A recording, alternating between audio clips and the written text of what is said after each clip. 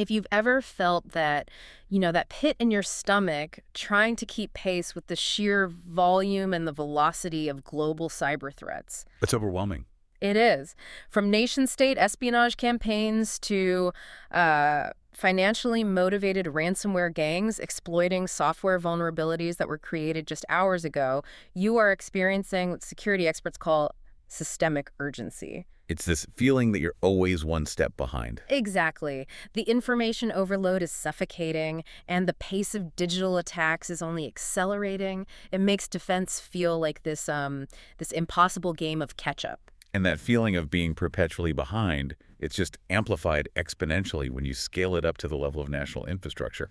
For governments, catching up isn't really optional. No. It's absolutely essential for national stability. And that's our mission today. We're going to cut through that noise and take you deep into one of the most critical and comprehensive policy responses we've seen recently. We're talking about the UK's plan. The UK's radical plan, announced in January 2026, to fundamentally overhaul its public sector cyber defenses. We've synthesized policy documents, strategic analyses, and source material detailing the urgent, real-world attacks that made this happen. Right. Our goal is to give you a complete, high-definition picture of both the new defensive moves and the intense offensive environment that triggered them. And when we talk about urgency and scale, we are anchored by a very specific, enormous commitment. This isn't just talk. No, this is money. A lot of it. Mm. We're talking about the allocation of more than £210 million. Which is about $283 million US dollars. Exactly. And that is dedicated specifically to boosting cybersecurity across the entire UK government and the wider public sector. That isn't just a budget line item. It's a statement.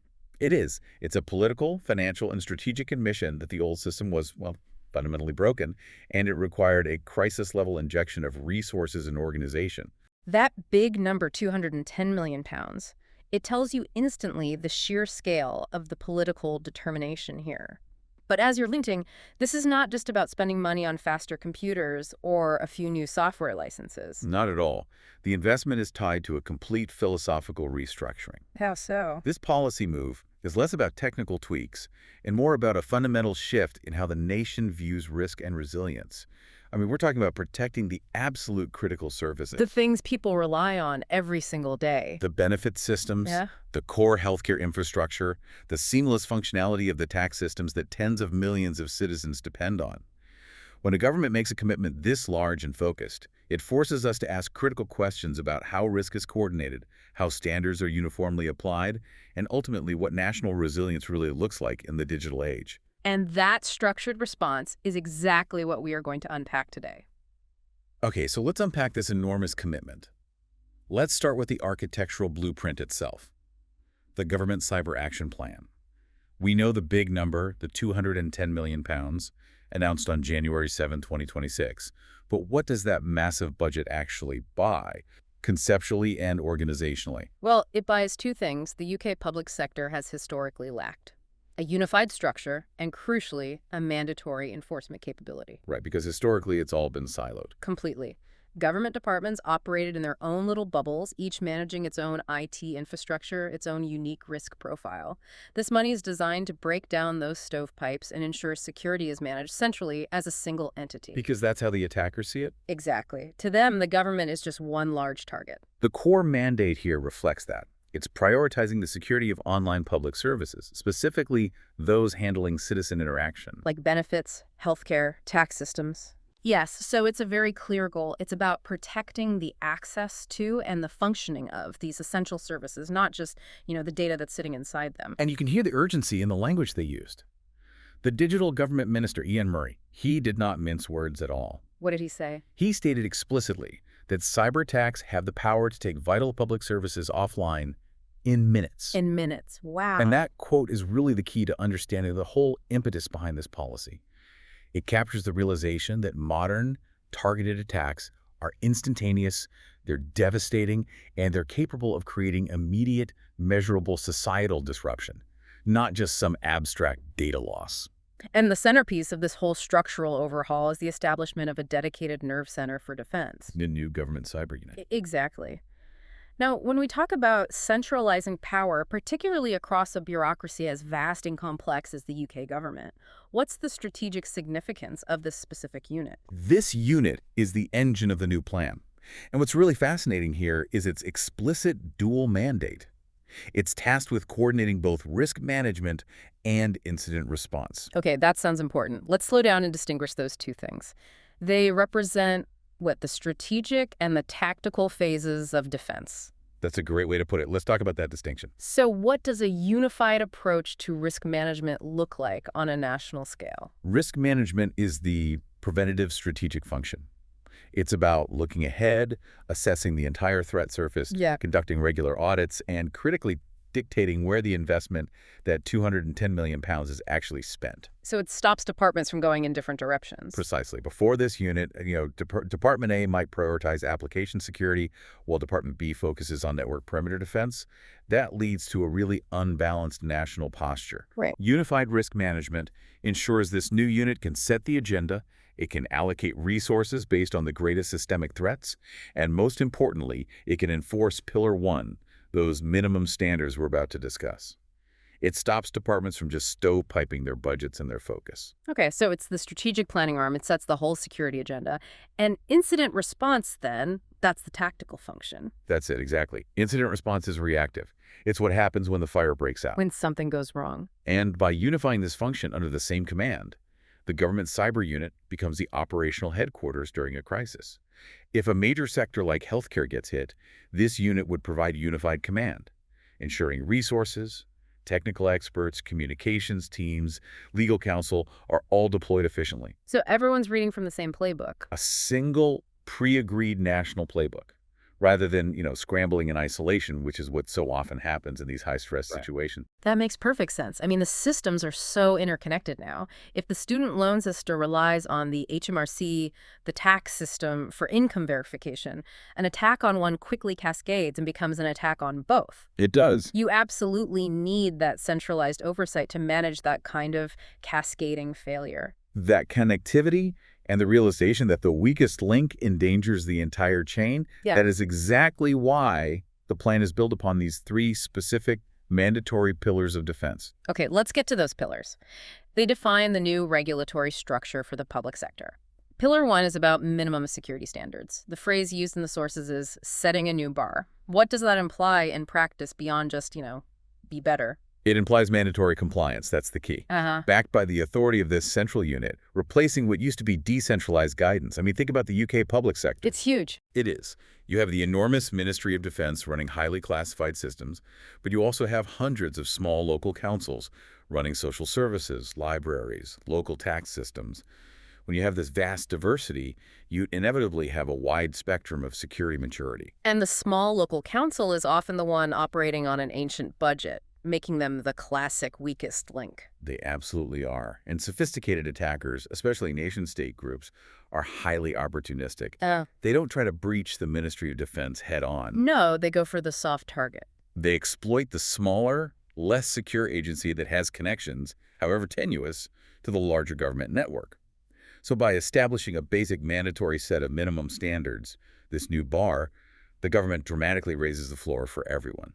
So what are those likely standards in real-world terms? What is this budget actually funding on the ground? Well, the funding ensures these standards can actually be enforced and implemented. We're talking about mandatory basics that weren't uniformly applied before, like multi-factor authentication, MFA for all remote access, mandatory patching timelines for high-severity vulnerabilities across all systems, and requirements for basic data encryption at rest and in transit. So the money is for the tools to make that happen. The $210 million is buying the centralized tooling and the staffing necessary to audit, to monitor, and to push those mandatory security fixes. It's standardizing what good defense looks like across hundreds of different governmental bodies. Okay, so that systematic enforcement reduces the overall threat surface. And Pillar 2, that seems designed to counter the exact departmental isolation we just discussed, improving visibility of cyber risks across the government. And this is a monumental challenge, both technically and culturally. Why culturally? Because visibility means having a unified operational picture. It means knowing what data assets you possess, where they reside, and, most crucially, what active threats are targeting you right now. In the siloed past, Department A might detect a specific piece of malware targeting their network, but fail to immediately inform Department B that the same zero-day attack campaign is hitting their systems. Or worse, Department B might not even have the necessary logs to check. Exactly. So achieving visibility means moving past just sharing a written report to having a genuinely unified operational intelligence platform. You're talking about a huge technical lift. Oh, absolutely. We are talking about mandatory centralized logging, potentially unified security information and event management platforms, SIEMs, and real-time threat intelligence sharing mandated by the government cyber unit. Because attackers don't care about org charts. They don't respect them at all. They see a network of targets. This new requirement for improved visibility forces departments to feed raw data and security configuration information into a central hub.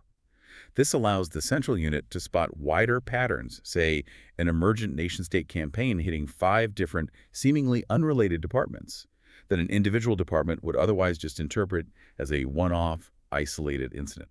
This level of transparency is critical, but like you said, it requires a huge cultural shift. Departments have to trust the central unit with their operational data. And that cultural shift is often the most expensive and time-consuming part of any policy rollout. But if they achieve that visibility, it leads us directly to the third pillar, robust response capabilities. Okay, so if you have the best prevention from Pillar 1 and the best visibility from Pillar 2, why do you still need to mandate a robust response? Isn't that just admitting failure? It's admitting reality. The underlying philosophy of modern cyber defense has shifted entirely. It's no longer if we get attacked. It's when. It's when we get attacked.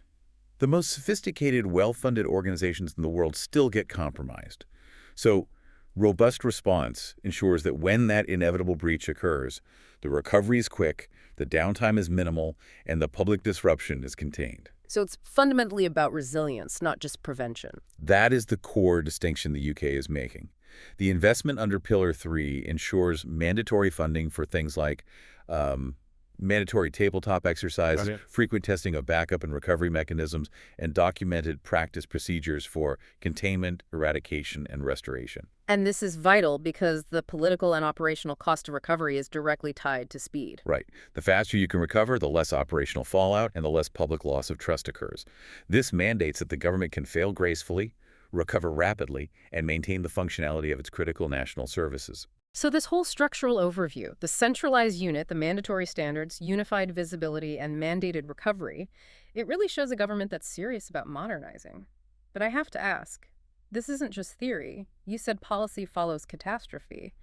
Is the government betting that this budget is sufficient to undo years of underinvestment and immediately fend off major nation-state actors? It's a gamble, absolutely. Yeah. Any plan of this magnitude introduces enormous implementation risk. I mean, the speed at which they need to deploy these standards across the entire country is unprecedented, and that speed often leads to unintended vulnerabilities. However, the government is signaling that the cost of inaction, the documented failures, is now viewed as politically and socially unacceptable. Which leads us directly to the specific incidents that provided the political momentum for this dramatic shift. And that's the central question, isn't it?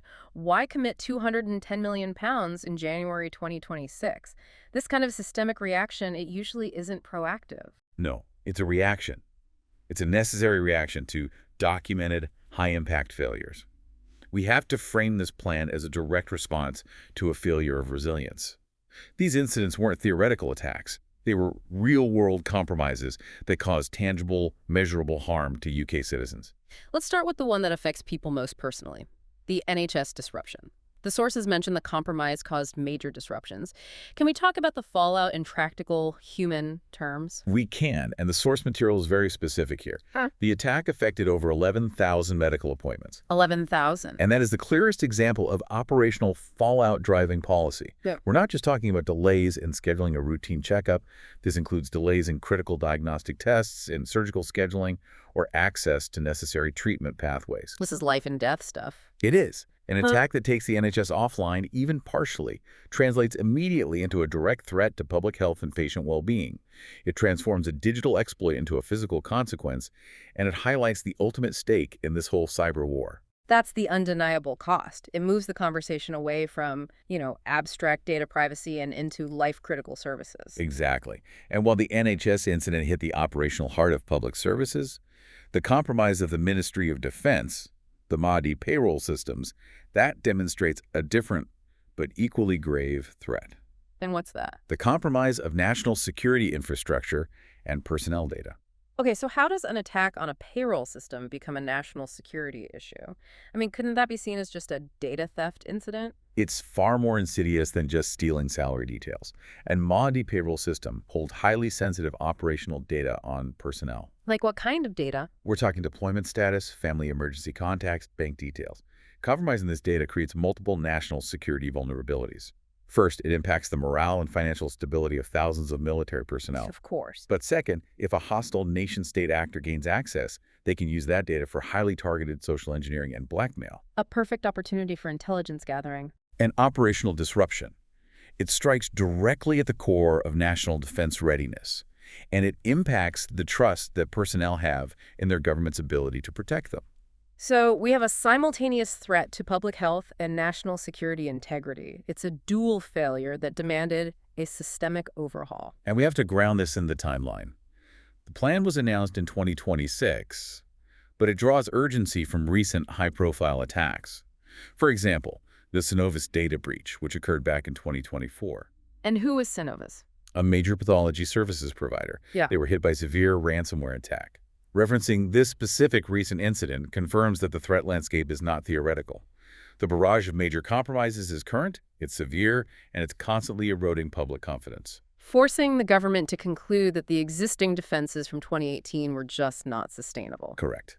And you're right, this wasn't a sudden action, but an acceleration of existing regulatory shifts. The new plan fits into a wider legislative context. Right. They introduced the Cybersecurity and Resilience Bill back in November, just before this action plan. The timing is crucial to understanding the policy's legal foundation. The £210 million action plan, it builds directly upon the framework established by that Cybersecurity and Resilience Bill introduced on November 12th. You can't have mandatory minimum standards, Pillar 1, without the legislative authority to enforce them. You can't. And the original stated purpose of that bill, beyond just creating more rules, was to achieve a fundamental overhaul of Britain's entire approach to protecting essential services. An overhaul of what was already there. It was designed to expand upon the existing regulatory baseline, the 2018 Network and Information Systems Regulations, or NIS. Right. The NIS regulations were the initial attempt to secure critical infrastructure across the EU, but by 2026, those 2018 standards were definitively seen as insufficient against the modern threat landscape, especially considering the massive increase in ransomware targeting public services. So the bill provided the legal basis to expand the definition of essential services and increase the enforcement teeth. That's the logical, albeit reactive, progression. The legislation provides the legal framework, and the action plan provides the mandatory structure, the central unit, and the £210 million budget necessary to enforce and rapidly implement those new higher standards across the board. So they're essentially linking the policy response directly to the very real, very public consequences of failure. They have to. And it seems like the UK government is realizing that the public sector cannot fight this battle alone. The next phase of the plan pivots toward mandatory standards, but also, critically, toward public-private partnership. That realization is critical, isn't it? It is. This third section acknowledges that modern digital services and critical infrastructure are intrinsically reliant on the private sector.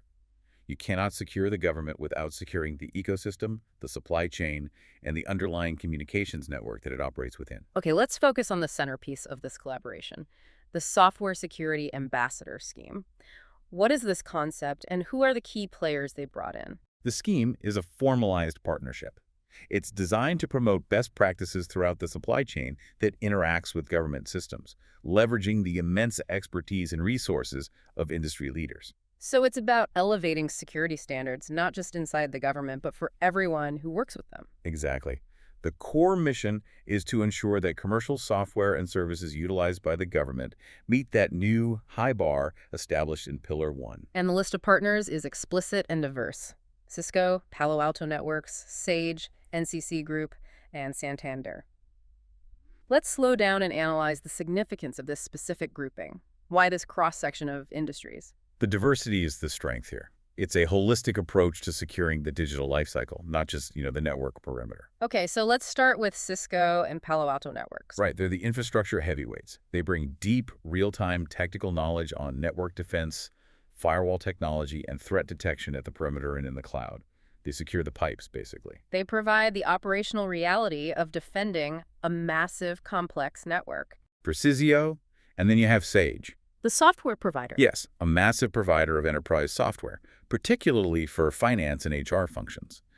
Their presence ensures that the software supply chain aspect, the integrity of the commercial code being used by public services, is addressed. Right, because if the software used to manage the MOD payroll has a vulnerability, that's a failure of the supply chain. And Sage helps raise the bar on secure development practices to prevent that. That addresses the internal enterprise software risk.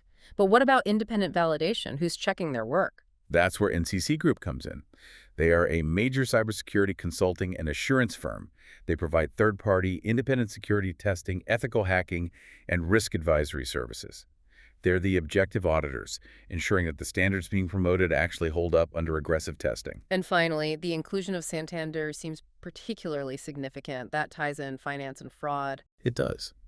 Santander, a major global financial institution, brings essential experience in financial transaction security, large-scale consumer fraud prevention, and regulatory compliance within a highly targeted sector. So their inclusion shows the strategy isn't just about nation-state data breaches. Exactly. It's also about the massive financial scams and transactional fraud that impact citizens and government revenue streams daily. This whole group provides a 360-degree view of the modern threat landscape. This comprehensive approach seems necessary, especially when you consider the new legislation the plan follows, which is aimed at boosting defenses for critical national infrastructure. Hospitals, energy systems, transport networks, water supplies. All the essentials. Which brings us to perhaps the most provocative policy decision in the entire package, the announced plan regarding ransomware payments. Yes. This is a policy inflection point that has been debated fiercely worldwide. The UK announced an intent to ban public sector and critical infrastructure organizations from paying ransoms following successful ransomware attacks. I have to push back on this strategically. It sounds like a strong statement, but isn't this incredibly risky? It's very risky. I mean, if an NHS trust is locked down, and the only way to quickly restore services and avoid prolonged patient harm is to pay the ransom, is the UK government truly prepared to sacrifice operational continuity just to enforce a principle? This introduces immense political risk. That is the crucial strategic tension. It is a high-stakes gamble, but it's based on a long-term analysis of the economics of cybercrime. What do you mean? For years, the decision to pay a ransom was a purely tactical negotiation based on immediate cost of downtime versus cost of the ransom. But the strategic reality is that every ransom payment funds the criminal enterprise, it guarantees the creation of future, more sophisticated attacks, and it marks the victim as a payer for future targeting. So by banning payments, the government is essentially trying to remove the financial incentive entirely for targeting critical infrastructure and the public sector, making them harder targets that yield no profit. That's the idea. The ban forces organizations to abandon the tactical crutch of payment and fundamentally invest in resilience and recovery, which is the entire point of Pillar 3. If recovery after an attack is the only viable option, then organizations must ensure that the £210 million investment translates into robust, tested backup systems, guaranteed redundancy, and immediate effective incident response. It forces the security budget to prioritize resilience over reaction. It's a bold move that trusts the new defense structure to hold up under the inevitable, prolonged downtime that may occur before recovery. So it essentially makes the public sector an unprofitable attack vector for ransomware gangs, hopefully pushing them toward easier targets. But the transition period before that resilience is fully implemented is going to be brutal. That is the risk. The policy only works if the mandatory standards in Pillar 1 and the recovery capability in Pillar 3 are truly world-class. And while the policy focuses heavily on these sophisticated breaches and ransomware, the UK strategy also demonstrates a focus on combating, well, garden variety fraud that affects citizens daily. I'm referring to the commitment from Britain's largest mobile carriers. This is a crucial element that demonstrates the plan's comprehensive scope. It's a coordinated effort across multiple threat vectors: high-tech breaches and low-tech fraud. The mobile carriers have committed to upgrading their systems to eliminate scammers' ability to spoof phone numbers, and they plan to achieve this within 1 year. And spoofing is that classic social engineering tactic where a scammer makes their call look like it's coming from the local police or your bank or a government agency. Right, tricking you into giving up credentials or money. And it results in massive, quantifiable financial loss for ordinary citizens. So how do they stop that? Well, the technology required to eliminate spoofing often involves implementing complex authentication protocols, like stir-shaken frameworks used elsewhere, to cryptographically verify that the caller ID actually matches the source network. So by mandating this upgrade, the government is showing that cybersecurity isn't just about protecting servers from nation-states. It's also about protecting citizens from high-volume, confidence-eroding financial scams. It shows a coordinated attack on both the high-tech and the low-tech fraud environments simultaneously. So the UK's plan is massive, it's multifaceted, and it's driven by serious documented incidents and legislative necessity. But the only way to truly understand the urgency and the necessity of that £210 million investment is to look outside the UK policy bubble and analyze the current chaotic global threat landscape that the sources reveal. Right. This is the operational reality the UK is preparing for. Absolutely. The UK plan is a defensive strategy, but at the end of the day, the actors determine the tempo. We need to look at what organizations worldwide are currently facing to understand the complexity and the sheer breadth of threats that £210 million has to somehow counter. Okay, let's start with the geopolitical threats, the nation-state actors, and how they are innovating even simple tactics. The FBI warned about Kimsuki hackers using QR codes to phish U.S. organizations. That sounds incredibly low-tech, yet highly effective. How does this challenge the UK's minimum standards from Pillar 1? It's the perfect blend of attacker sophistication and, well, reliance on human psychology. Kimsuki, who are known for their ties to North Korea, they realized that organizational defenses, especially email filters, have gotten very good at spotting malicious links or suspicious attachments. But they know people are often complacent when faced with a QR code. Exactly. It might be presented in a document, a PDF, or even a physically printed flyer. Yeah. The QR code itself isn't malicious. It just directs the user to a malicious site. So it bypasses the traditional technical controls. Completely. And this challenges Pillar 1 because minimum security standards must now explicitly include mandatory user awareness training and technical controls designed to flag unexpected or suspicious QR code usage. It just shows that basic user education remains the ultimate firewall. It does. A failure to train users in these simple social engineering tactics means the most advanced technical defenses are rendered useless by a single click. And while some attackers use low-tech social engineering like QR codes, others are targeting the network perimeter using highly sophisticated methods. Our sources highlight new China-linked hackers breaching telcos using exploits against edge devices. Now, this feels like a direct challenge to the security of critical infrastructure. It is a critical challenge, and it tests the viability of Pillar 1 minimum standards and Pillar 2 improved visibility. Edge devices are the equipment sitting at the network perimeter. So firewalls, load balancers, that kind of thing. Firewalls, load balancers, VPN concentrators, specialized communication devices, they are literally the gateway between the internal network and the public internet. And why are these devices such prime targets for nation-state actors? Because they often have poor visibility and inconsistent patching. Organizations might diligently patch their servers, but these complex, often proprietary edge devices are frequently overlooked, creating zero-day vulnerabilities that can live for months or even years. So if a threat actor, especially a sophisticated group like the China-linked groups mentioned, can exploit a vulnerability in that edge device, They gain persistent, deep, and often undetectable access to the entire internal network. This is catastrophic for telecommunications infrastructure, for telcos, and other critical sectors, as it allows them to intercept or disrupt traffic at the foundational level. So the £210 million plan has to mandate constant, rigorous auditing and patching of these overlooked perimeter systems as part of Pillar 1. Absolutely. It mandates a rigorous asset inventory and patching schedule that extends to every piece of hardware touching the network perimeter. It challenges the traditional trust that we've placed in edge security products. Now, contrasting this focus on sophisticated attack, we also saw mention of the U.S. sanctioning a Russian bulletproof hosting provider over ransomware ties. This isn't a defensive measure, it's an international offensive one. And this is crucial context for the UK's defense. It shows an international shift towards attacking the logistical ecosystem that allows ransomware to thrive. What exactly is a bulletproof hosting provider? It's essentially a criminal landlord. It's a service that rents server space to organized crime groups, often ignoring or actively facilitating illegal activity like hosting command and control infrastructure for malware or running phishing pages. They are the reliable logistics network that ensures ransomware campaigns can operate uninterrupted. That's right.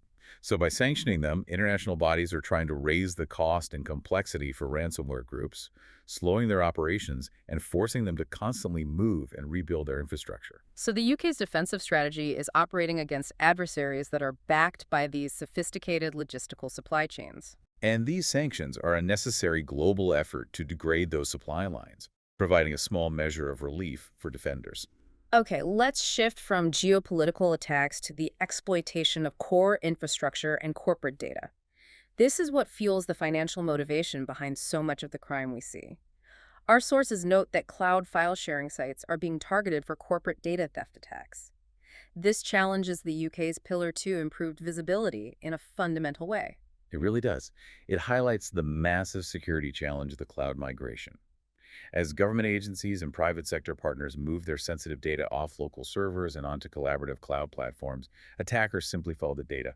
And these platforms contain highly sensitive data. Corporate data, intellectual property, and often large pools of citizen data, the very information the UK is trying to protect. But the data isn't technically on the government network anymore, which I imagine complicates oversight. Precisely. This falls under the shared responsibility model of cloud security. The cloud provider secures the infrastructure, but the user, in this case the government department, is responsible for securing the data within it. And attackers exploit that. They exploit misconfigurations, poor user permission settings, or successful credential stuffing attacks to gain access to these centralized cloud hubs. So the new visibility requirements of Pillar 2 must therefore extend beyond the physical network and mandate auditing and control over data wherever it resides in the cloud. We also saw mention of a max severity nightmare flaw that lets hackers hijack NAN servers. That sounds highly technical, but what is the real-world risk there, especially for supply chain security? This taps into the critical issue of supply chain risk and automation. AADN is an essential automation tool, a platform often used by developers and enterprises to connect different services and automate complex workflows. So it's like a digital plumbing that allows data to flow seamlessly between HR, finance, and customer systems. That's a perfect analogy. And a max severity flaw means it's incredibly easy to exploit and gives the attacker total control over that central flow of data. So if a hacker hijacks the automation tool, they hijack the entire workflow itself. They absolutely do. They can manipulate or exfiltrate data flowing between various systems because of one vulnerability in one development or automation tool. This just demonstrates that sophisticated modern defense, which the £210 million plan has to fund, must look beyond end-user machines and traditional servers. It has to secure the entire chain. The automation tools, the software development pipelines, every third-party component in the chain. This puts immense pressure on that ambassador scheme we talked about to enforce secure development practices. And to bring us back to the immediate UK environment, we can't forget the scattered spider teens pleading not guilty to a UK transport hack. This reminds us that the threat isn't just massive organizations. Sometimes it's young, skilled, and highly motivated individuals using social engineering. That's a critical domestic threat vector. Groups like Scattered Spider are often highly effective initial access brokers. They're known for their skill in social engineering employees and then selling that access to larger ransomware gangs. And the fact that the UK transport sector was hit confirms that the nation is dealing with threats across the entire spectrum. From motivated individual hackers to highly organized, state-sponsored actors, the defense strategy has to be multi-layered enough to thwart all of them. Okay, let's move to a complexity of the malware environment itself. I want to talk about malware, botnets, and user deception. The Kimwolf Android botnet is highly sophisticated, using residential proxies to infect internal devices. How does this work, and how does it challenge the UK's Pillar 2 visibility? This is a perfect example of a sophisticated technique designed specifically to defeat the improved visibility standards the UK is trying to mandate. The Kimwolf botnet targets Android devices, typically through malicious apps. Once infected, it abuses that device by turning it into a residential proxy. Okay, explain the significance of a residential proxy. This is key. When malware communicates with its command and control server, or when it launches further lateral attacks inside a network, the traffic appears to be coming from a normal, trusted home IP address, a residential IP. Not a suspicious, easily blocked data center IP or a known malicious VPN server. Exactly. It effectively hides the origin of the attack traffic inside the trusted internal network of regular users. which must make detection incredibly difficult. It does. It's very difficult for traditional perimeter defenses and for internal network monitoring tools that rely on reputation or behavioral analysis. If the traffic looks like a user accessing a legitimate site from their home IP, it often bypasses firewalls and intrusion detection systems, So the Kimwolf botnet uses these trusted IP addresses to infect other devices or launch credential stuffing attacks. which makes it a very sophisticated challenge for Pillar 2. Visibility must now focus heavily on behavioral anomalies within trusted traffic, not just external indicators of compromise. Meanwhile, alongside this high-tech obfuscation, old tricks are still highly effective. We saw the click fix attack, which uses fake Windows Blue screen of death, or BSOD, screens to trick users into downloading malware. This just shows that psychological exploitation remains potent. Users are programmed to panic when they see a BSOD. It implies imminent, catastrophic data loss. And ClickFix leverages that panic. It presents a fake error message and tells the user they must call a support number or click a link to download a fix. The user, desperate to save their work, ignores all security training, follows the instructions, and installs malware instead of the fix. It's pure, low-tech psychological warfare that bypasses the need for costly zero-day vulnerabilities. It just re-emphasizes the perennial need for Pillar 1 mandatory, effective, and continuous user education. It does. And the threat landscape is constantly innovating. But we also have to touch on the new technologies coming online that will inevitably impact security paradigms.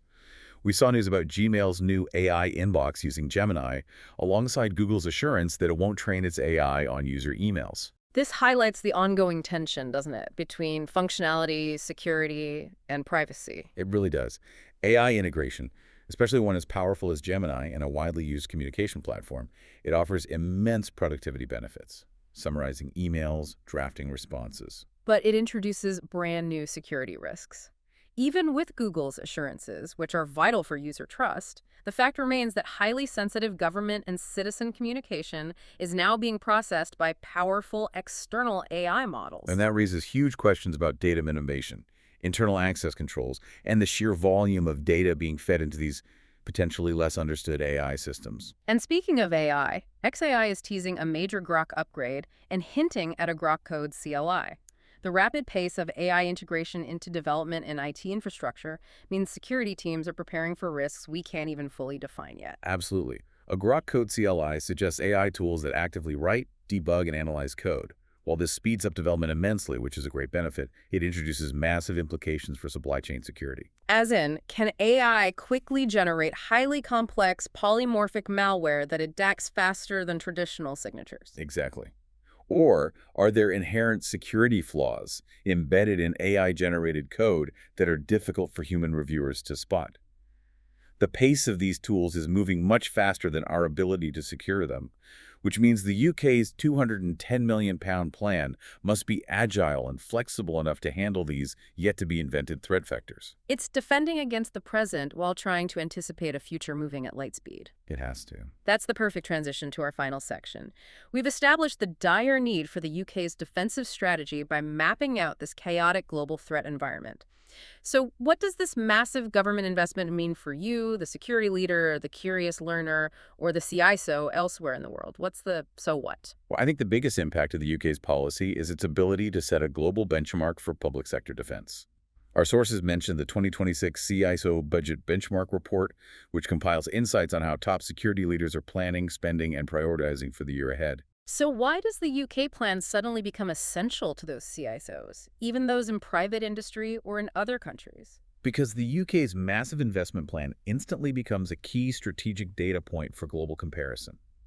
If a major G7 nation is committing £210 million to mandatory minimum standards, unified response units, and banning ransom payments, other security leaders, public or private, have a powerful justification to demand similar budget increases from their boards. It gives them a really powerful argument. It does. They can frame it this way. If a national government views this level of investment and structure as the cost of minimum defense, our enterprise, which holds critical corporate or customer data, should reflect a similar structured commitment. So it provides political and financial cover for security leaders to demand the resources they desperately need. It's essentially turning the UK's necessity into a global security template. And it allows for a practical comparison of priorities. Other CISOs can analyze the three pillars and ask themselves, are we prioritizing cloud visibility like Pillar 2? Are we sufficiently funding robust recovery and mandatory testing like in Pillar 3? Is our supply chain defense aligned with the UK's mandatory standards in Pillar 1? So the focus shifts from just spending money to turning that investment into measurable national level impact. That's the goal. And the policy conversation, while it's critical, often feels distant from the day-to-day work of securing endpoints and networks. So let's try to bridge that gap by using the available source material, the technical tutorials and download, to show what users and security professionals are actively trying to learn and defend against right now. This juxtaposition is highly revealing. While the government is banning ransom payments to enforce resilience, the individual user is trying to apply complex, granular security measures on their own devices. For instance, the sources list highly technical tutorials like how to enable kernel mode hardware-enforced stack protection in Windows 11. And how to use the Windows Registry Editor. That is extremely granular, deep-level operating system knowledge. Most users never go anywhere near the registry. They don't. And enabling kernel mode hardware-enforced stack protection is not a casual setting. It's a highly advanced defense mechanism that prevents certain types of memory corruption attacks. The very kind of attacks that nation-state actors and sophisticated malware rely on. Exactly. The fact that users are actively seeking out tutorials on this shows that they understand the need to utilize the deepest, most complex layers of operating system defense against the threats we've just discussed. It directly mirrors the national goal of Pillar 1. Reducing the weakest links by enforcing sophisticated defenses. So the individual is becoming their own cybersecurity officer in a way, performing the same functions, deep prevention, detailed maintenance that the national government is mandating on a macro scale. Precisely. And the download section illustrates this even further. It shows the constant, ongoing struggle against active infections that the government is trying to prevent. We see the popularity of various decryptor tools listed. Like STOSOP decryptor, Aurora decryptor, FileSlocker decryptor. Right. And these are tools designed to unlock files encrypted by specific, active strains of ransomware. So the necessity and popularity of these specific tools illustrate the sheer volume of active, named ransomware strains and the constant need for post-infection cleanup. It's the evidence that prevention, that Pillar 1, is failing daily. And furthermore, you see powerful, heavy-duty malware removal utilities listed, such as ComboFix, our Kill and Junkware Removal Tool, or JRT. This entire ecosystem, the constant demand for specific decryptors and powerful removal tools, it underscores that the Kimwolf botnets and the ClickFix attacks we discussed are highly successful. And organizations and individuals are constantly trying to enact Pillar 3 on their own, quick recovery and eradication. That recovery process is happening globally, whether it's the NHS trying to recover 11,000 appointments or an individual user trying to restore their family photos. And finally, we see user interest that intersects security with anonymity and privacy, which often runs parallel to government defensive strategy. The sources mention tutorials on how to access the dark web using the Tor browser and how to change IP address using a VPN. Which reflects the citizens' response to large-scale data breaches, making them feel vulnerable, perhaps driving them toward greater personal anonymity and privacy controls. It reflects the duality of the digital realm. Tor and VPNs are vital security tools for privacy, journalism, and resisting censorship. But the tutorials also acknowledge user interest in exploring domains that require anonymity, such as the dark web, where some of the attacks we discussed are initially facilitated. It completes the picture. Security is not just about what governments are defending against, it's also about what individuals are trying to protect or access themselves in response to the perceived vulnerabilities exposed by these macro threats. This has been a truly comprehensive deep dive into national response and global reality. So let's recap the magnitude of the UK's plan. It's a £210 million commitment, the creation of the powerful dual-mandate government cyber unit, and a hard focus on mandatory standards, unified visibility, and public-private collaboration through the ambassador scheme. Right. And we've established that this strategy is a direct, urgent result of tangible failures, particularly the massive human and operational impact of the NHS and Ministry of Defense compromises. And the most important strategic takeaway, I think, is what this says about the future of defense funding. The UK strategy fundamentally recognizes that cyber defense is not just about prevention anymore. It's about mandatory resilience. And a complete shift in economic incentives. The policy to ban ransom payments for critical infrastructure is a colossal strategic gamble. It's a bet that the inevitable high-profile costs associated with rebuilding after an attack are ultimately less damaging to national resilience and long-term security than continuing the endless criminal funding cycle of paying ransoms. It forces the necessary investment into resilient systems that should have been in place years ago. But here's the provocative thought for you to carry forward, tying that fixed budget to the chaotic threat environment we just reviewed. This massive public investment, this 210 million pounds, is largely driven by a few high-profile incidents, failures that were mostly preventable with 2024-level technology. That's the key dilemma. Given the sheer variety and velocity of active threats we just reviewed, from highly obfuscated Kimwolf Android botnets designed to defeat visibility, to nation-state edge device exploits that bypass perimeter defenses, and the rapid disruptive emergence of AI code generation tools like Grok Code CLI. How long will 210 million pounds last? What happens when the next massive breach comes from a vector that isn't even invented yet, using zero-day tactics we can't currently model? It raises the question, can any nation truly win the cyber war? Or can we only focus on getting exponentially better at adapting faster than the threat environment evolves? I'd encourage you to consider what your own organization's or even your personal minimum security standards should be right now, benchmarked against what the UK government decided was necessary for national survival. A necessary and critical question for a landscape that changes daily.